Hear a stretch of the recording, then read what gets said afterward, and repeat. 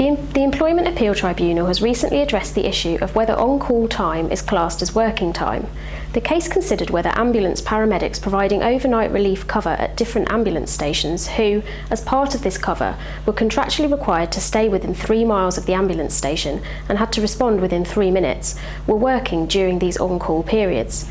The location of the ambulance station meant that the paramedics could not stay at home. Working time is defined in the Working Time Regulations 1998 as any period when the worker is working, carrying out duties and at the employer's disposal.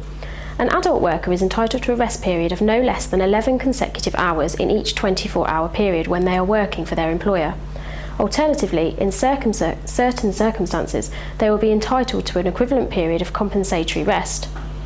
The European Court of Justice found that where a worker is obliged to remain in the workplace and be available for work and to provide services, this is classed as working time and not a rest period, even if the worker is asleep for some or all of that time.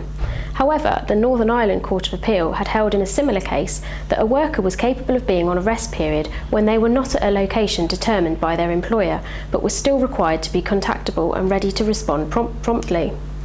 In the current case, the tribunal initially applied the Northern Irish ruling, holding that on-call time should not be regarded as working time, as the paramedics were not required to be at a specific location determined by their employer.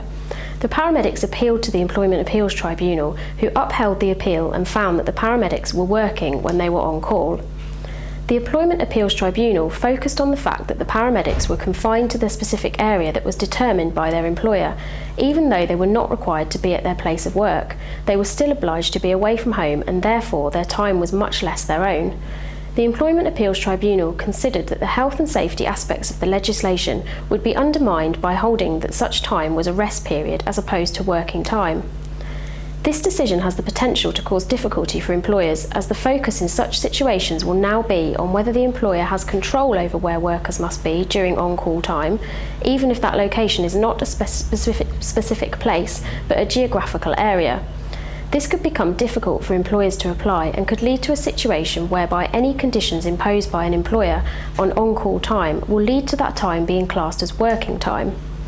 A balance will likely need to be found in the near future between the need for the employer to ensure that employees on call are able to respond to situations quickly and the need for employees to have the proper rest period that they are entitled to under the working time legislation.